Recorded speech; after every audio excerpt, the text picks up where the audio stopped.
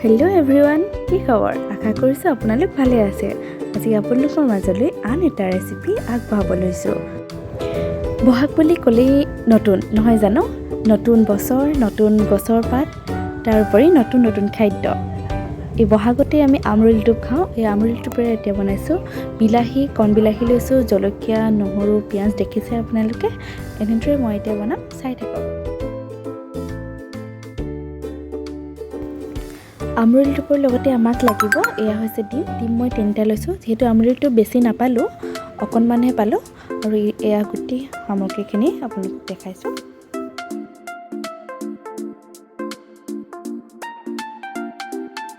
এতিয়া মই আদা, নহৰু, জলকীয়া, পিঁয়াজৰ এটা পেষ্ট বনাই লৈছোঁ।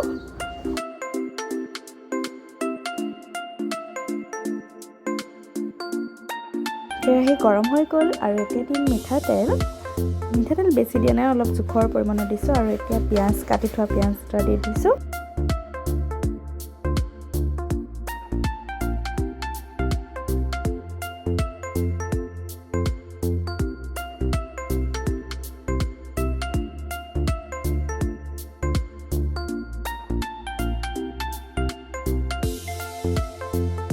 পিঁয়াজখিনি লাহে লাহে ৰঙচুৱা হৈ আহিছে। এতিয়া মই আমৰল টোপখিনি দি দিম।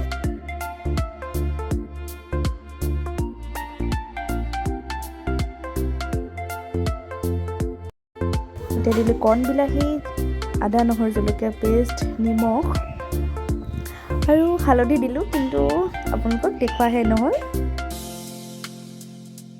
এই পানীখিনি নোহোৱা হোৱালৈকে অকণমান সময় ৰখিব লাগিব, আৰু নোহোৱা হোৱাৰ লগে লগে ইয়াতে দি দিম কণী।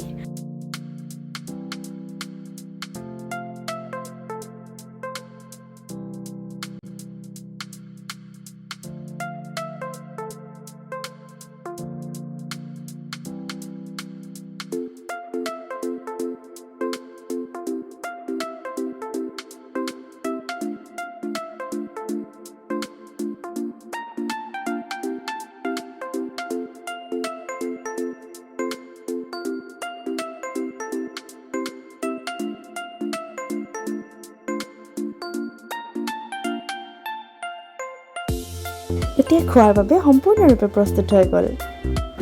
ভিডিঅ'টো চাই কেনেকুৱা পালে বাৰু জনাবলৈ নাপাহৰিব দেই।